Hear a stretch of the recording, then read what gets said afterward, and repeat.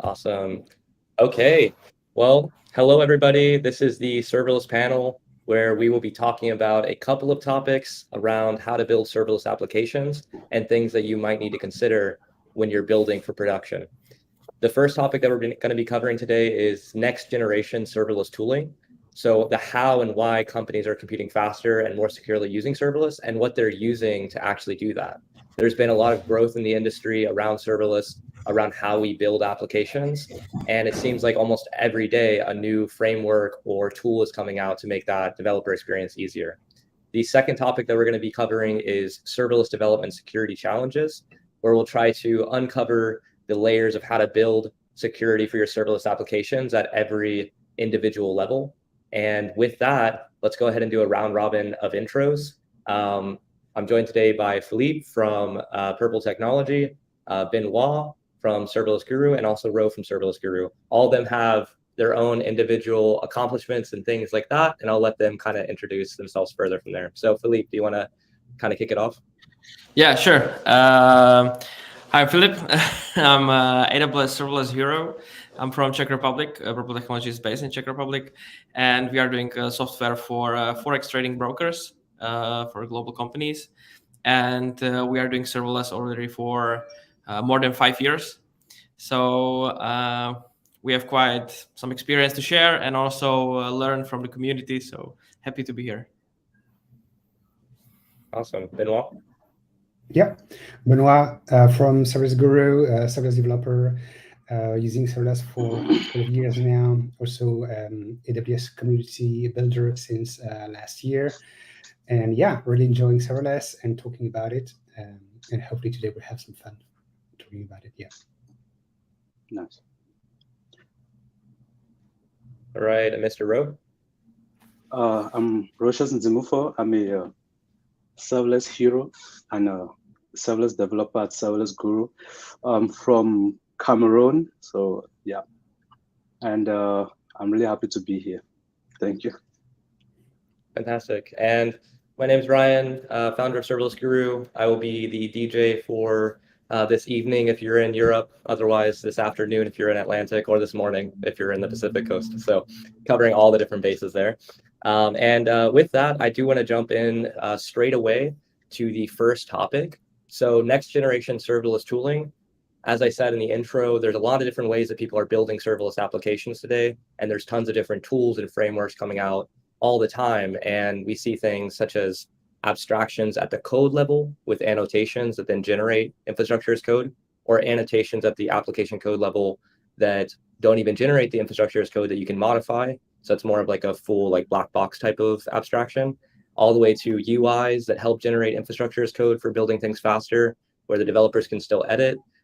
So I'm really curious to hear from the panel, what have y'all seen in the industry? What do you like about these different tools, and what are your general thoughts? And so with that today, I want to kick it off with Benoit, and then we'll jump to Filip and then Ro. So Benoit.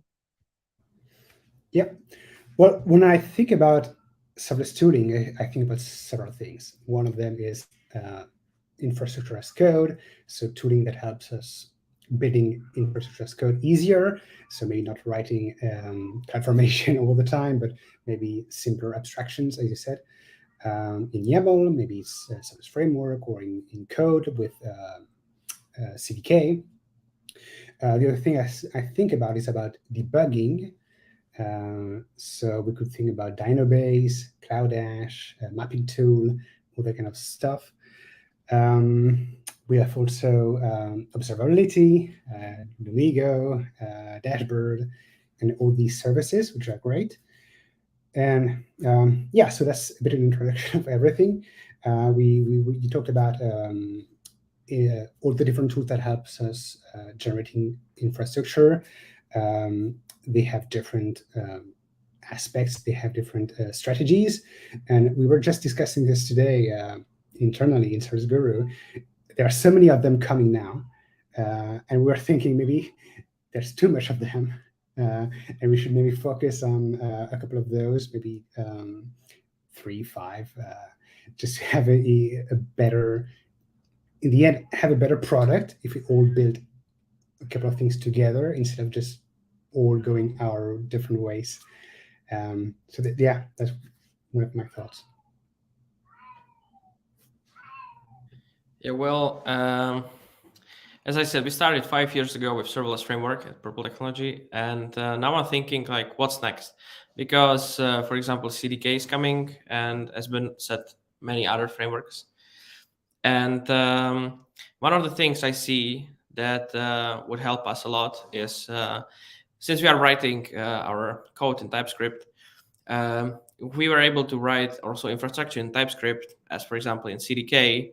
We suddenly can have a lot of advantages from that, because in serverless the code of the application and the infrastructure is very interconnected. And for example, you need to set some configuration values to your infrastructure, but you also need to use these values in your application. And because of that, I think that the definition of infrastructure and of your application should be in same language, so you can get advantages of that. Also, I've been recently researching one startup. I was contacted by the founder, and it was, as also been mentioned, being done by the or it was Ryan, I don't know. It was by the annotations inside the code, and it was also a very interesting approach that the compiler can like analyze your code and then build an infrastructure around that. So that was also very interesting. So, but we are still searching for what's next, because CDK itself is not sufficient, in my opinion, like a framework. It's a good replacement for CloudFormation itself. I mean, it produces CloudFormation, of course, but we need something for local development, or even like a cloud-based development and other tooling. So I'm curious what options we will explore here today. Okay.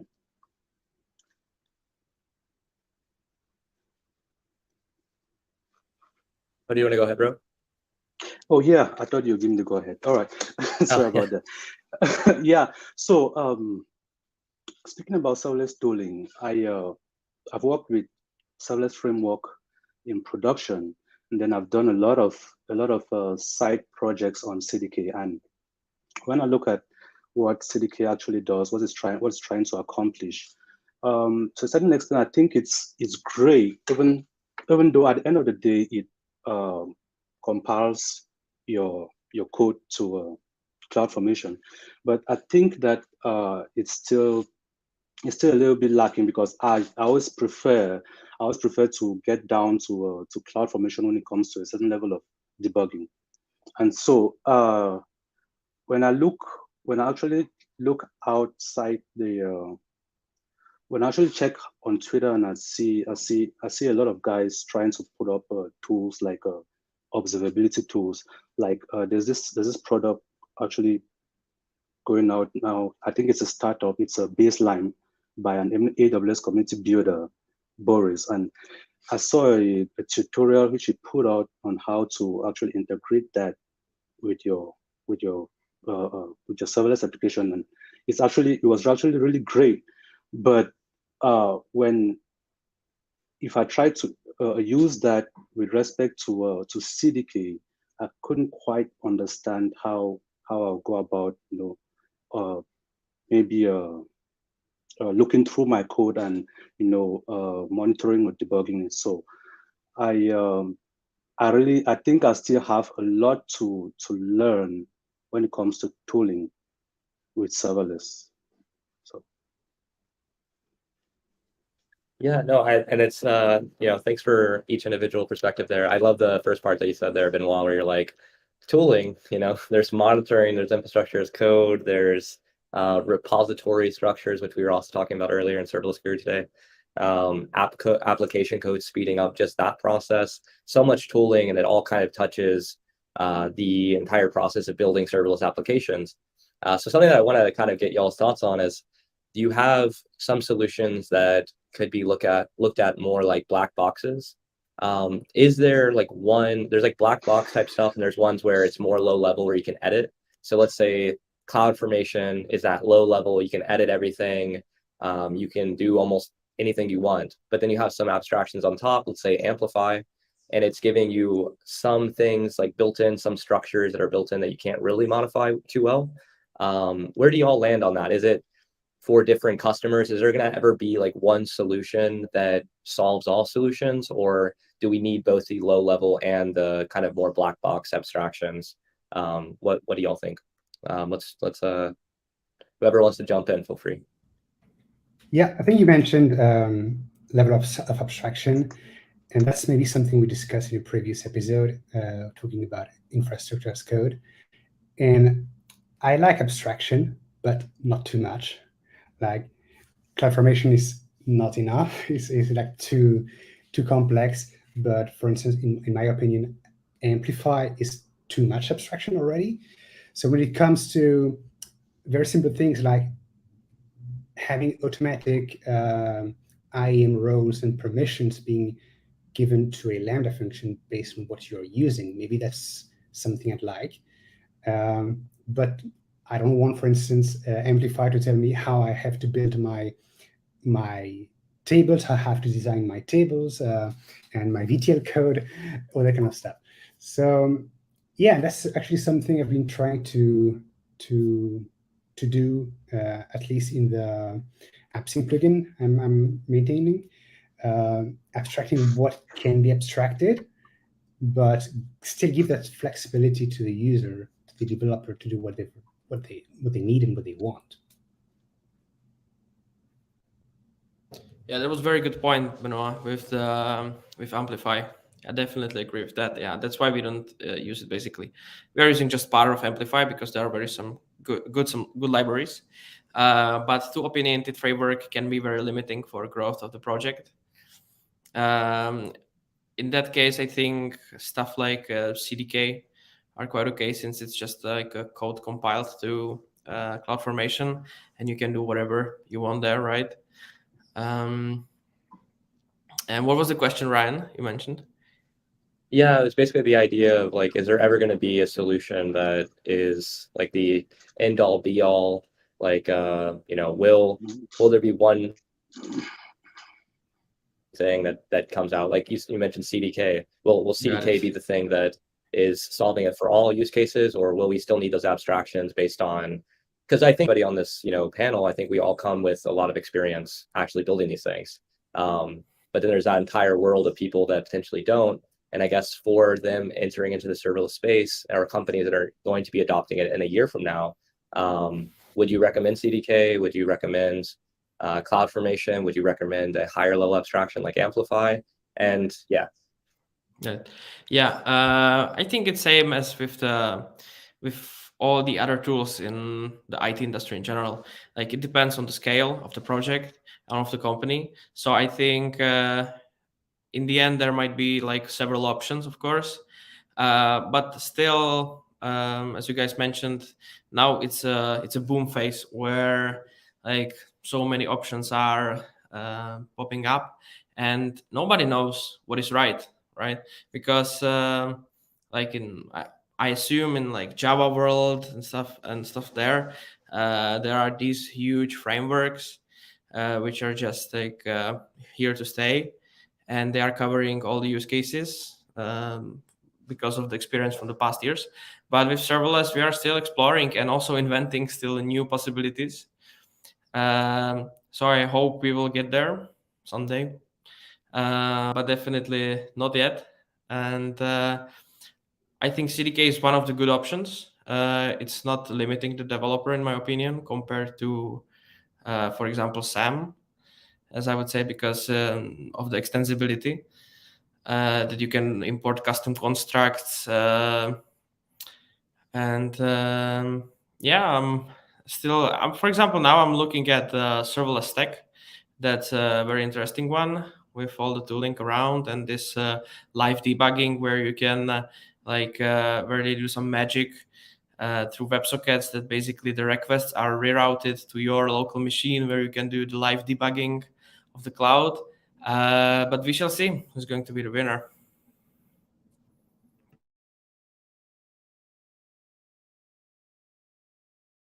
Oh, Ro, I think your mic's muted. Yeah, sorry.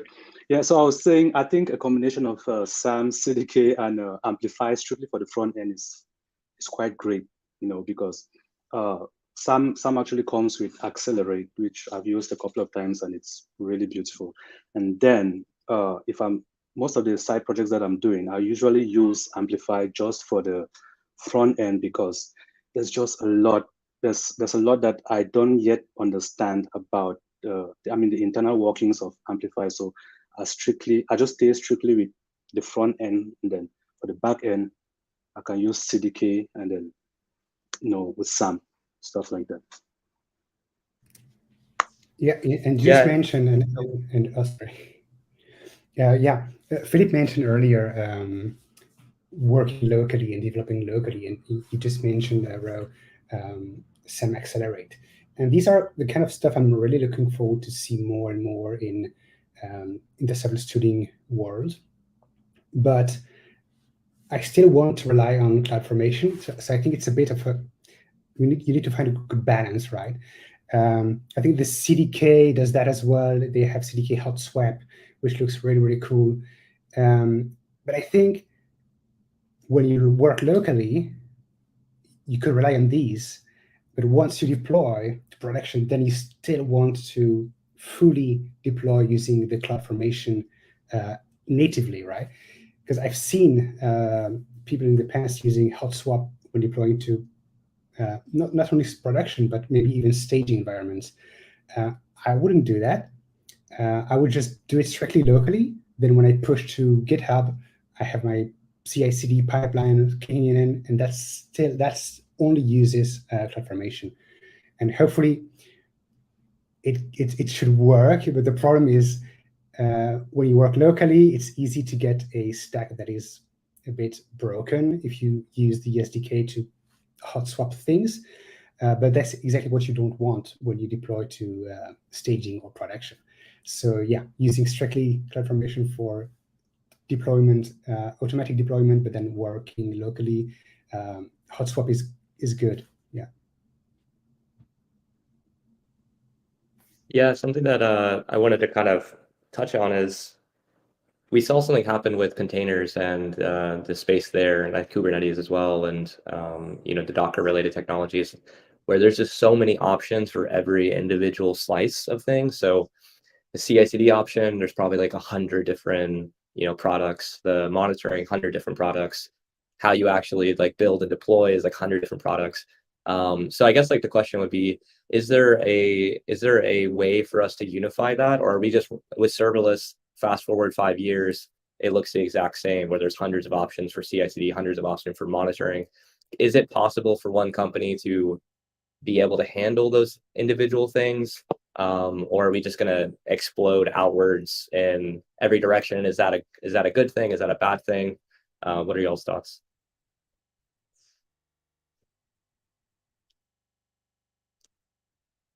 Yeah, well, as with all the markets, I guess, one day will happen that there will be some sort of consolidation, so that the companies will start buying each other and creating huge tools.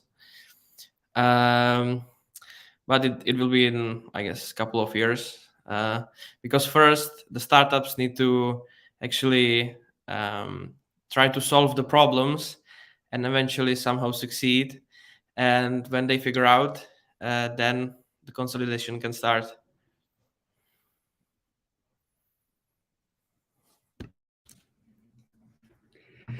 Yeah, I think I mentioned earlier that too many tools maybe are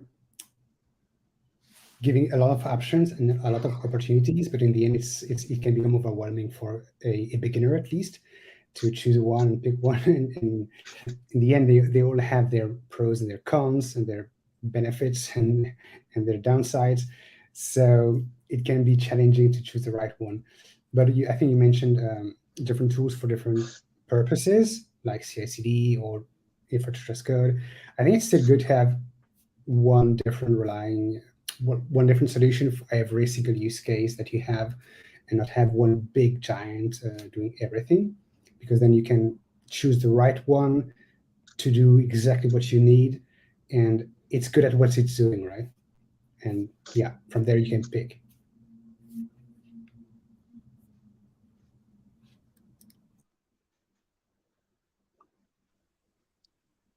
Awesome. Yeah, no, it's an interesting problem because I think all of us probably experience that where we come into different teams and we talk to different people, and we've talked already about like 4 or 5 different infrastructure as code tools that are existing, that are popular, that has a lot of adoption and people are using. And so I guess like my advice would be to find your niche and then just go into that. It seems like in 5 years, it's likely the serverless framework will still exist, CDK will still exist, CloudFormation will still exist. Terraform will probably still be there. And so I guess like, yeah, and then different type of topic there. But when it comes to actually adopting these tools, does it pay off to adopt a single tool and then stick to it and learn it really well? Or does it make more sense to adopt many things? And yeah, what are y'all's thoughts on that? Adopting one versus adopting many, choosing one, doubling down into it versus going in different directions based on the team, let's say.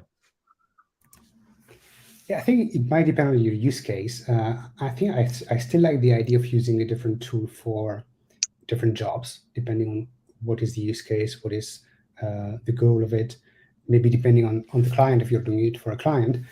And yeah, maybe in the case of the CDK, for instance, I've seen in the past that I see a real benefit of using it for creating construct that you can reuse. So if your goal is to reuse some bits of infrastructure and you don't have just one single use case for it, then yeah, definitely it's a good idea.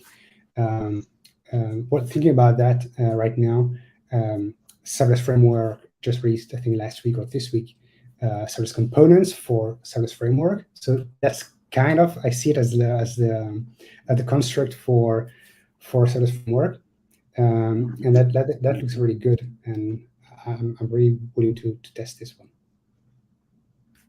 Yeah, I think Ben mentioned that it depends on the fact that the company needs to get some benefit from it, like, or the person who's using the tool. Like, it's not just about like randomly changing the tools and like playing around. Like, there always needs to be some benefit from the tool, and then it's up to the developers to evaluate like whether the value is good enough for the company to risk using some smaller tools. Because I guess we all know that basically serverless developers are almost non-existent species right now. So using serverless itself is very risky. So there needs to be the benefit. Yeah, I think in my own case, Benoit is also right, because it's about looking at the tool which is necessary to get the job done in a proper way, and then going with the flow of the market. But I have a strong opinion on tools like CDK. I think 5 years from now, CloudFormation will be assembly language, but that's another topic to discuss. And so, but that's just what I think.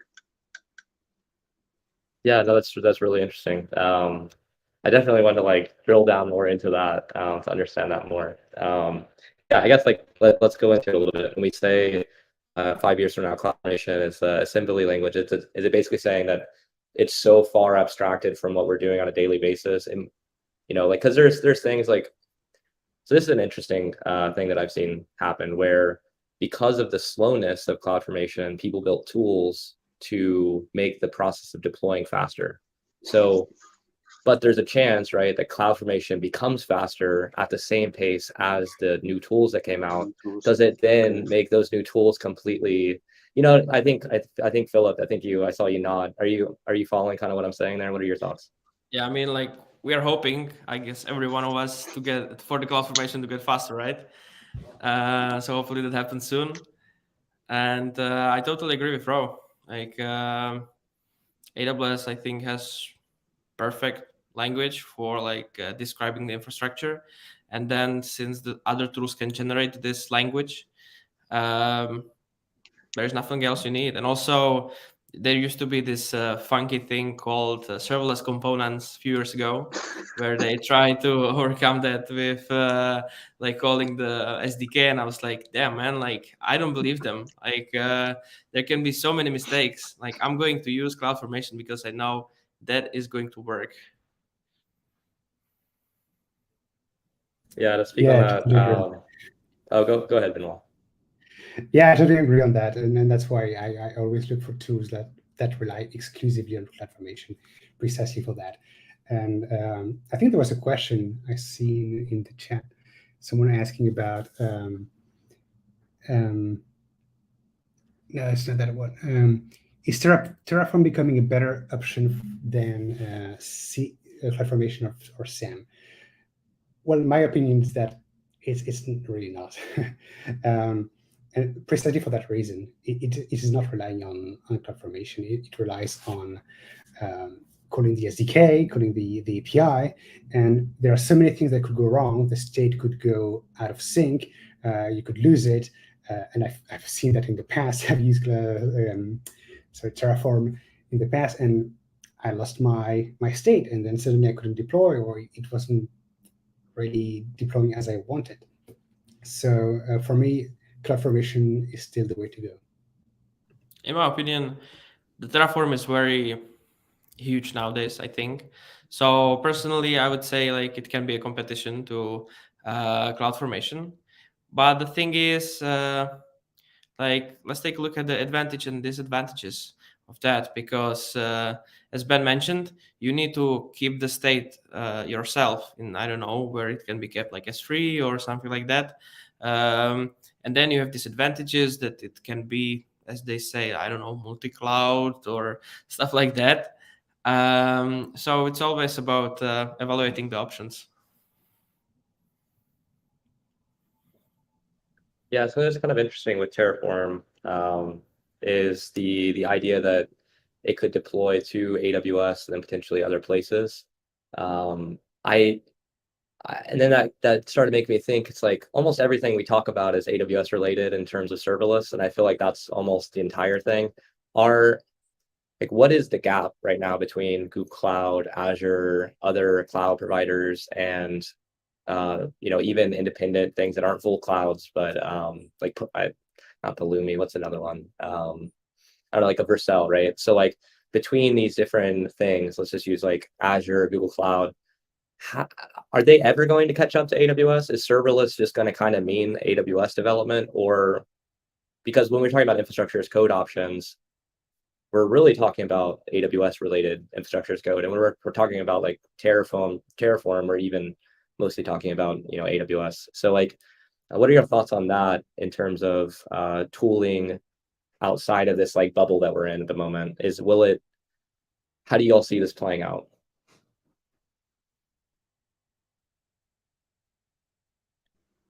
Well, I don't think Google Cloud will ever catch up to AWS in terms. Well, I don't think so, because I've built an application on Google Cloud with Cloud Functions and Firebase and stuff like that, and I've also built applications on AWS, and it's the developer experience is just different, and then the rate at which you can scale your application and see your data and everything. If I want to, well, I'm being biased here, but if I want to build something really, really serious, I'll go with AWS. I don't want to get deeper into how you save your data in either data store or Firestore, or how you build an event-driven application easily with Cloud Functions or Event Bridge or stuff like that. But I think I'm being biased. But if I want to build something really serious, then I'll go for AWS. Well, I've been so busy with integrating all the new services at AWS that I didn't have time to actually try GCP or Azure nowadays. But from what I understand, basically, GCP is focusing nowadays on Kubernetes workloads mostly, since basically Google invented Kubernetes, right? And Azure, of course, when you are building anything C# .NET related, they might have even better tooling than AWS. But that's all I know. I'm not sure more deeply about that. Yeah. Yeah, I'm kind of in the same situation than Philip. I've used Azure in the past. I've tried it. It didn't really work for me. It was a bit more complex than using AWS. maybe the mistake I made was at the time that I used the serverless framework, which supposedly was handling Azure as well using a plugin, but it was not really good. Maybe it improved. I think I've heard it improved. But yeah, as Filip mentioned, if you're doing some C# and stuff, Azure maybe makes sense. And I believe they have the same, the equivalent to CloudFormation, not sure what they call it, but so that should be good as well, I guess. And Google Cloud never really used it apart from using Firebase, which is kind of great. And I know they have the equivalent of DynamoDB as well and functions, but that's all I know. Okay, yeah. Randomly, I in a life ago, I had like 2 Google Cloud certifications, and was like doing stuff over there for, sometimes you do stuff just for partnerships. So that was that. And at least back then, like maybe 2018, 2019, trying to do serverless there with like Google Cloud Functions and things like that compared to like Lambda was like, it's a crazy difference, like almost unworkable as it felt like, because of the infrastructure's code options and how you deploy and how you automate things and the developer experience that Ro talked about. And it made me kind of think as well, like when it comes to GCP, based on what you said, Filip, is maybe they are kind of hardening into the specific areas that will just be the thing. Like if you do Kubernetes, you use GCP, right? I know that AWS made the EKS, but I do know that when they first made EKS, we tried to build an integration with it, and it was kind of wild. So so I can imagine that Google Cloud would do that way better than AWS, at least for a while, because they're the ones that actually built it. And they have that knowledge, that's like their sole focus potentially. And then for the Azure, as you said, like C#.NET, maybe that's just like the thing. If you're using these C#.NET, it's Azure. If you're using Kubernetes, it's GCP. And maybe it ends up being that if you're doing anything serverless, it's AWS. Serverless means AWS, Kubernetes means GCP, and so on. And that might be an interesting thing to see like play out, because there's an entire world of companies, probably hundreds of thousands that use C#.NET, hundreds of thousands that use Kubernetes, hundreds of thousands that use serverless. So there's enough almost where everybody could probably, eat a little bit. Everybody eats. So now getting to like the halfway mark on the webinar, I do want to switch to topic number 2. This would be serverless development security challenges. And with that, I believe I was going to hand it over to Filip first. What are your thoughts on serverless development and security? Is it solved? Is there more room? Is it complex? Is it simpler? Is it easier? What do you think? Yeah. Well, there are 2 sides of the security aspect of serverless applications. One is the security of the infrastructure itself, where mostly the cloud provider takes care about that. But then with this recent so-called attack with the lambda function, where this, I'm not sure what was the name of the hack, but it was about, sorry, the fact that the lambda function was mining some Monero or some cryptocurrency, and the hacker was profiting from that. But that was not really some exploit of the lambda itself. But what got me thinking was like how the lambda could get there. And suddenly I realized like how vulnerable serverless framework, for example, infrastructure is, because any plugin can basically modify your infrastructure however it wants. And I think almost nobody is checking the outputs and auditing it. And I see very big like issue there. And it's not just serverless framework.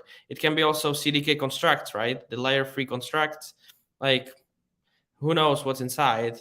And when you are updating the package and then don't audit it, like there can be, for example, it can create IAM role, which can be assumed from any other AWS account, for example, or the hacker account. Then the hacker can basically do anything he wants inside the AWS account. Or there can be custom resources and stuff like that. So that really scared me. And I'm raising this topic and trying to figure out like how we could address that. Yeah, that's a great point. But I hope I'm also culprit of not looking into the code myself every time I use a new plugin. But I hope that if there was some issue like that, someone would notice and raise an alarm somehow. But yeah, that's totally true. You never know, and that could happen as well with I don't know, with Node.js if you're using Node. Libraries, you don't know what code is in there. You don't know what they do. You don't know if they're looking at your extracting your data. You don't know what, anything would happen. That's a great point there.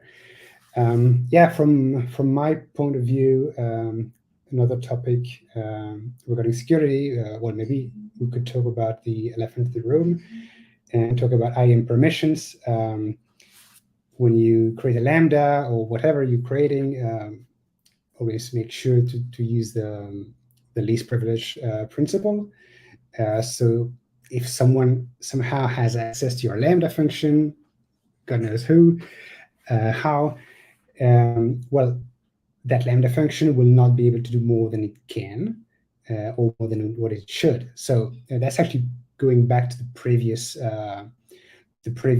point about an external lambda or an external plugin. You don't know what they have inside. They might be doing a call to DynamoDB, they might be reading and extracting all your data, but if your lambda is not able to, or not allowed to do that get operation or the scan operation, it won't be able to do it. So that's actually a point to take into consideration. Yeah, also, adding on to what Benoit said, building a function to have follow the principles of least privilege, because discussing internally while Benoit was reviewing my code, he said, okay, for this IAM role, take out this food function, take out this get item stuff, and so it's I think a lot of beginners will make a lot of security mistakes when they're building the application, because they would definitely give a lot of privilege, a lot of powers to their lambda functions unknowingly. So that will actually be a big problem if when they actually deploy the application and others have to use it. Another issue which I faced while developing serverless applications is giving public access to my S3 objects. So, as there's a lot of times where I didn't know how to actually wrap my head around the IAM rules and stuff like that. So I just made my S3 URLs public, and that's also a really, really, really, really bad thing to do, especially when you're going for production, because somebody can use that and get in and drop stuff into your S3 buckets, trigger a function, and anything can go bad from there. So yeah, jumping back on this, we were discussing sort of tooling before, and what I'm missing as well, so quickly going back on this, would be a tool that would allow me to somehow scrub my code and see what permissions my lambda needs, and let me know that, so that I can put it into infrastructure as code. Because it happens all the time that I forget to give one credential. I test it maybe locally, or I run it on my machine, and yeah, the code works, but then I deploy and it fails because of permissions. Yeah, I think that one would be very challenging. I've tried to play with some static code analysis, and suddenly when you are passing variables to the SDK and stuff like that, it gets very tricky. But I believe that would be very nice. I think maybe isn't the IAM analyzer trying to address this issue? Have you tried using that? I have not, so I'm not sure. Like, isn't it checking the requests and then analyzing the unusual calls and stuff like that? Yeah, actually, I wrote an article about this. So it uses the CloudTrail logs, and then it tries to understand what you've been doing, and it tries to generate a IAM role information based on that. It doesn't really work super well, and it's very limiting, but it's a great start, yes. Interesting. I did want to, I took a whole bunch of notes while you were talking. I think this is probably the best segment, I think, of the webinar so far, in my opinion, because so much interesting stuff. You really blew my mind there, Philip, when you said the plugin injection. I'm like, oh my gosh, because think about how many people are using plugins and just, adding them to their code. Like you said, no one's really auditing the output CloudFormation. We know how easy it is for a cross-account role to just be injected. There's thousands of IAM roles, so you probably would miss it most likely. And yeah, that's really scary. And it made me think of a hack that happened. I think it was SolarWinds is what it was. I'm probably getting the information a little bit off, so just please excuse me if you're a security expert on right now. But basically, the network that most companies use got exploited, and the exploit came, I believe, by the CI/CD service they were using. So they were targeting specifically this company that does all the networks for like government agencies in the US and Fortune 500 companies. But instead of targeting them directly, maybe they have linting, maybe they have something like that inside their, not just linting, but actually analyzing the code inside their repo and so on. And they have multiple pull request reviews, etc. But no one was really looking at when it actually deploys, right? Is someone injecting something in that step? And so they ended up getting access to the build, the CI/CD. So you can imagine, what if, seed is a serverless CI/CD thing. What if somebody, not accidentally, what if somebody exploited that? And then now anybody that uses seed is having stuff injected in the background. It doesn't show up in pretty much anywhere, right? And that's really scary to think about, because we give admin access to those CI/CD builds. So, so then you talked about the Node.js injection, Benoit. That's super scary as well. Who's looking at that? And then there was one more thing that hasn't been brought up yet, which is a lot of the virtual machine solutions and container solutions. They have like an offline private version, right? So if I took Datadog, I could run it inside of my AWS account, private to the internet, right? And stream logs there, have a offline version that's locked to my network. However, for a lot of serverless things, maybe the maturity is not there enough yet. But I would imagine that that's a common issue. And I think we've seen that before at Serverless Guru as well, where we've wanted to use a serverless monitoring solution, but because the company didn't like the idea of sending their stuff over the public internet to a platform, they wanted like a control of it underneath their private thing. They weren't able to actually use that tool. So I guess, what are y'all's thoughts on that? Like public, it almost feels like everything that is done in serverless is this almost like Wild West of like sending potential cross-account roles to different things. Like it's not just read access, it's got like, more admin level, or not even admin, but it can just like read, write more things with cross-account roles. Do you think that that's a maturity thing? Do you think that we will eventually get to the point where we have offline versions of serverless products that can be run inside of the AWS account, so that my lambdas that are running can send monitoring stuff there, but it doesn't have to go to actually like a Lamigo's public dashboard type of thing? What are your thoughts on that? Am I like making sense? Am I like speaking gibberish? Like what do y'all think? Yeah, I think that makes sense what you said. When you use these new services that allows you to observe your infrastructure, it really goes, I'm not sure it goes over the internet, but at least it goes internally into AWS cross accounts, that's the very least, depending on the region you're in. So yeah, I understand that could be a security concern for some companies. Another concern I've heard in the past as well is about PII information. Maybe you could not leak user information like names, phone numbers, and stuff like that to other companies.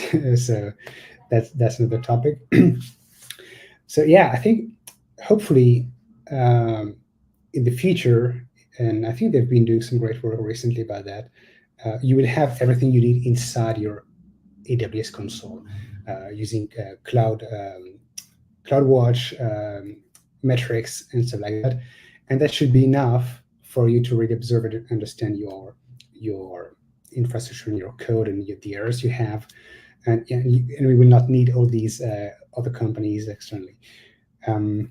So yeah, but for now, I think they are great tools, and if you can afford to send your data to someone else, and you can accept it, that's great, I think.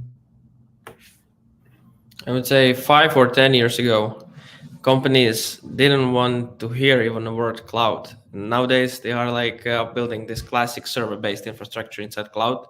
So I think there is some sort of progress continuously going on.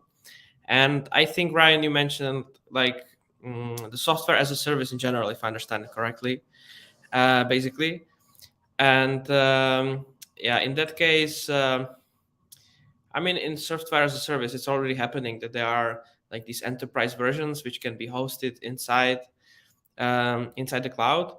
And we're actually playing with some idea, some sort of like, let's say, startup or something, and its infrastructure is serverless and it's tooling for serverless applications. And we are thinking like, okay, what if some customer comes in and says that he would like to host it inside his infrastructure, so he has complete control over that. And yeah, I think that will be definitely interesting topic, like some sort of architecture for applications, serverless applications, which then can be deployed to customer clouds, and then some sort of updates, management, and stuff like that. That could be actually very interesting topic to explore.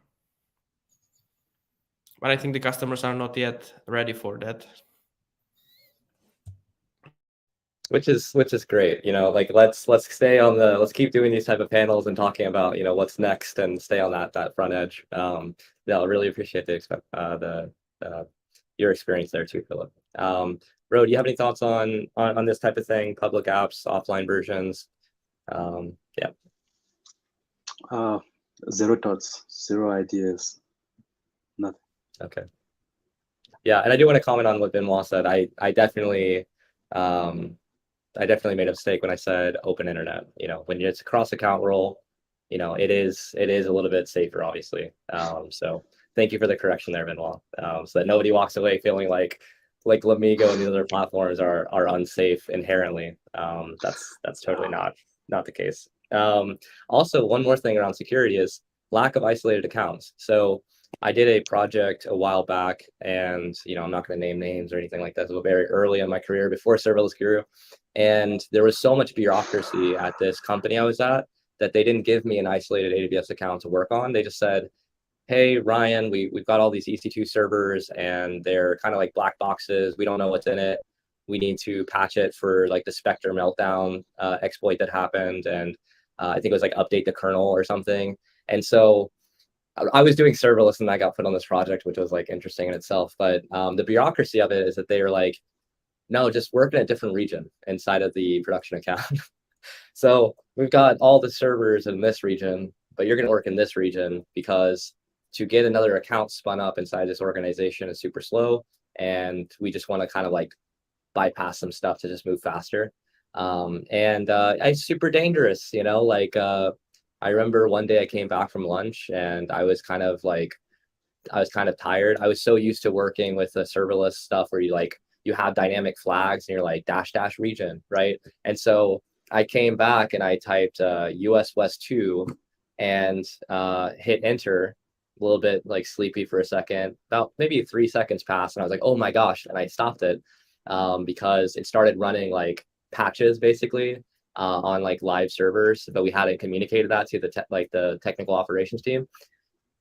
So you would think, oh, what's the impact of 3 seconds? Well, being the good developer I'm trying to be, I made my Python script run in parallel. So it basically, and it didn't take IDs of the servers, so it just started unloading this patch or whatever basically in parallel, and that 2 seconds was a crazy amount. And then I realized it. I was like, oh my gosh. And then I just started hearing people a room away go like, what's going on? And I'm like, oh my gosh.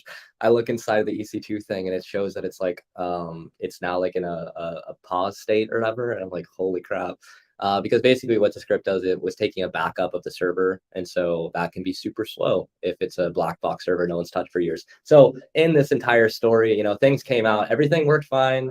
it backed up the server just fine. They came back online fine, but I lost complete trust, obviously, with some of the people there, because now they looked at me like this rebel person that's just joined the company as a consultant, and and so on. So, but getting to the core point there, isolation of accounts. If I would have had an isolated account, potentially, even if I made that mistake, because we all make mistakes as developers, and then we improve and so on. And it's a matter of, I think, like blast radius. So that can also be a security concern as well. Putting a developer into a production account because the bureaucracy of opening a new account. What if my script would have done something, even worse, right? Like, what if I would have accidentally opened up something like an API or something like that, right? So what are y'all's thoughts there on isolation of accounts? Is it important? How important is it? And what level of granularity should we have when we're creating AWS accounts for developers?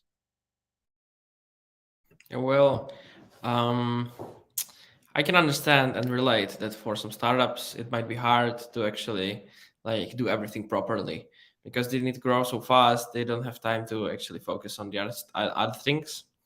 But as a best practice, now we are having separate accounts for production staging. And we are also planning to do some playground for developers where they can play around with things. And I know some companies are doing per developer AWS accounts. We are not yet there, but I guess any separation is a good thing.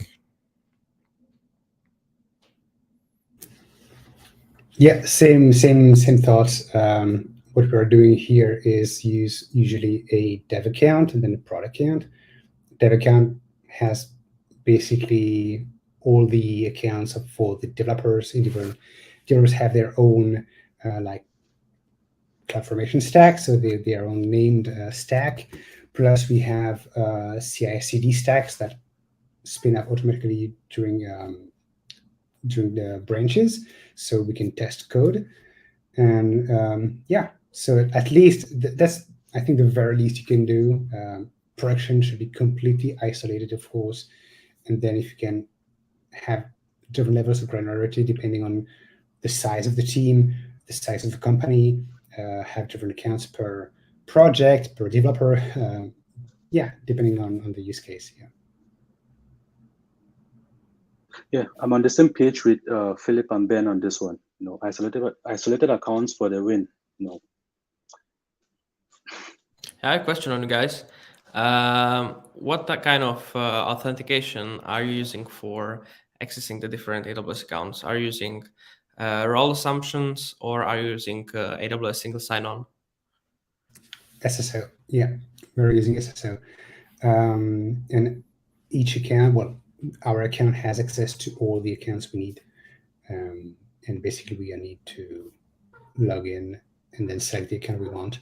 And back to the tooling again, what I'm using personally is a small tool called Deep, which is really great because it allows you to select the account you want, and it stores ephemeral credentials on your machine, so you can run commands and whatever you want, and it just uses that instead of having long-lived credentials on your machine, which is, by the way, another topic I wanted to discuss about is long-lived credentials. Don't use them. Never use SSO or assume role, including in your CI/CD. I think you mentioned earlier, Ryan, about CI/CD using admins roles. Never do that. Have your role be able to do whatever it needs to do. Deploy. If you need to deploy lambda, well, that's the only thing it needs to do. And then also use short-lived credentials in your CI/CD. So in case that it leaks for some reason in a log or whatever, if it lives for 20 minutes, if someone finds it later, they won't be able to use it. Yeah, with the credentials, there is this good point that, as you mentioned, Ben, that when your CloudFormation stack needs to create lambda, have a lambda permissions, but usually part of the application is always some IAM statements. And in that case, it can create any IAM role it wants, right? But I think there was this good suggestion from the AWS Heroes, and it was community builders also, I think, for using permission boundaries. That could also help. that all the new roles which are created under the stack will have maximum boundaries up to that. Yeah, this is really interesting, and it brought up, thanks for bringing up another tooling loop back in there, Benoit, and like something I was thinking about as well is like why was it so hard to get through to get a new account? And I think just only recently, probably in the last like month and a half, they came out with something where there's an API that we can call to create an account on AWS, and I think maybe that's also been like kind of a focus that's been on the sideline, is the actual tooling around AWS account creation, management, and so on. Because obviously AWS organizations does a lot, but in terms of, like why was Dropbox able to use S3 in the background and then be like useful? Because creating an AWS account, creating an S3 bucket, knowing how permissions work, storing files in there, knowing how to access it and search it, and all these different things were like not natively there. So then Dropbox just basically built an abstraction on top of it. Is there an abstraction already that exists for AWS account creation management so that it makes that entire process easy? I know we talked about like switching accounts and there's tooling there now. Do y'all know of any? For creation, there's org formation that you can use. Okay. Basically, it's the cloud formation for creating accounts. And apart from that, from the console, if you're small enough, you can create organization. Well, sorry, you can create organization and accounts pretty easily. Yeah, well, we don't create many of the new accounts, so I didn't really stumble upon this topic yet. Okay. Yeah, because I know that you mentioned Sandbox accounts, Filip. So it's like, it would be nice if it was like, you click one button, spins up, it's ephemeral account. It could be spun down like really easily. Just to have like the most amount of isolation possible, because as you said, like time is like the most important for startups. So it's, if I have a dev account and a production account, hopefully it's not dev and prod in the same account for a startup. I know that that's done as well because priorities. But it would be nice if that was a little bit more, I guess, like easy, where I don't have to go into the console, click like AWS organization, create a child account inside of there, a member account, and then, then give the credentials over, or like have it connect to the centralized like login account that can then switch it with a role switch or whatever. Like that, the complexity of those things, it would be just nice, I guess, if it was just a little bit easier. Yeah, I thought it's like this, isn't it? Like that you inside the organization, like create just a new account, give it a email alias for the new account, and then just easily manage it through SSO. Or isn't it possible there? Yeah, I think it is. No, totally. Yeah. I guess what like, does it take it takes a knowledge though, right? Like it takes some understanding about how AWS organizations work, how to create child accounts, how to do these like role switches, and each one of those different things, adds some complexity. So yeah, so I guess like it sounds like maybe there's not an abstraction over that, because obviously we have enough knowledge to just like jump in and do it. I know that early on we did training with Serverless Guru for different companies they were like, just how do we structure our accounts? How do we set up an AWS organization? How do we make this like secure? How do we tell our developers how to use it? And how do we like set up our processes to actually do it? You know what I mean? Versus once we leave, they just go back to doing like one account for everything. So yeah, interesting. We do have one question here. Let's see, from JMIT. So let's open this up to the floor as we're coming to a close here. What are your thoughts on AWS WAF and AWS Shield Advanced for a serverless architecture? So is that always a requirement? Is it sometimes? What do y'all think? Yeah, I think WAF and Shield could be great tools for improving, maybe not really security, I would say, but well, in a way, yes, it can also. But WAF can be useful, for instance, to avoid denial of work attacks, for instance. So when someone just hits your APIs so badly that it's going to cost you a lot of money, you can do that by throttling basically and rate limiting the codes that are done to the endpoint by a single IP address, for instance. So yeah, that's one random thought I had about this.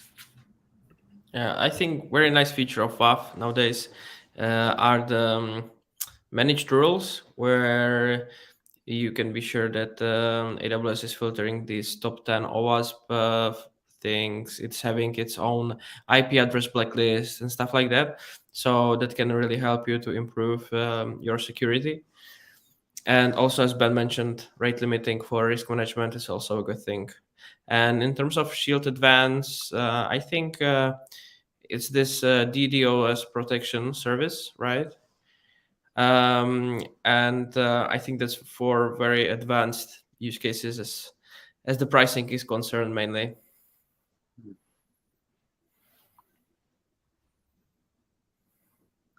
I've never used either WAF or Shield Advanced before. It's still something I have to get into. So Yeah, for sure. Yeah, I know that from seeing architectures and having client requests and just requirements, we typically have a WAF always there. And then if the AWS Shield Advanced, similar to what Filip said, like if you have like a really advanced case and you want to pay advanced money, to AWS, then definitely consideration there. But just having a WAF and having the blacklisting of IP stuff and the DDoS protection that Benoit mentioned, that goes a really long way. And it's kind of like a set it and forget it. It connects to API gateway and even CloudFront, and you can use it like that. And of course, if you're interested in more information about that, the one asking the question actually wrote an article on it, Mr. Jamit from the serverless career team. So really, really cool there. We've got one more question and then we'll close out.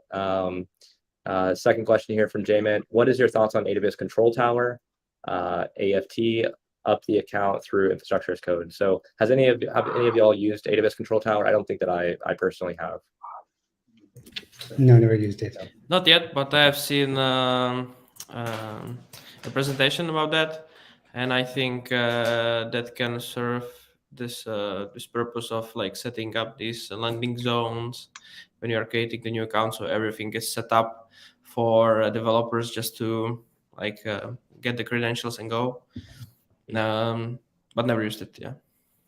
Okay. Yeah, I looked at the documentation page just now, and it looks like it does exactly that. So set up and configure new AWS environments quickly, automate policy management. So if you're in that process of defining those accounts at this point, probably take a look at it and see if it makes sense. But on that note, being respectful to the viewers and of course our awesome panelists here today, I do want to have everything come to a close at this point. We're only 3 minutes over, so shout out to the last one we did with Jeremy Daly and Brian and so on, where we were about 30 minutes over, and I could tell everybody was very fatigued at that point. So on that note, I want to thank everybody for attending today.